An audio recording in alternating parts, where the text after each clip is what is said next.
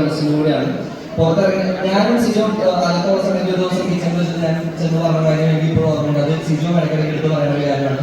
അകത്ത് എത്ര അടിയാണെങ്കിലും അകത്ത് എത്ര ഇഷ്ടമല്ലെങ്കിലും പുറത്തിറങ്ങുമ്പോൾ നമ്മളെല്ലാവരും ഫ്രണ്ട്സ് ആയിരിക്കും. അങ്ങനെ ഫ്രണ്ട്സ് ആയിട്ട് വളരെ കുറച്ച് പേരിലുള്ള ഒരാൾ മെയിനായിട്ട് സിജോ ആണ്. ഞങ്ങൾക്ക് എറണാകുളത്ത് വന്നാലും വിളിക്കും, ഞങ്ങളെ കുറിച്ച് കാണാറുണ്ട്, പുറത്ത് പോകാറുണ്ട്. ഞാനും സായം സിജോ അർജുൻ ഒക്കെ കൂടി കൂടുമ്പോൾ ഒരു വൈബ് ഭയങ്കര രസമാണ്.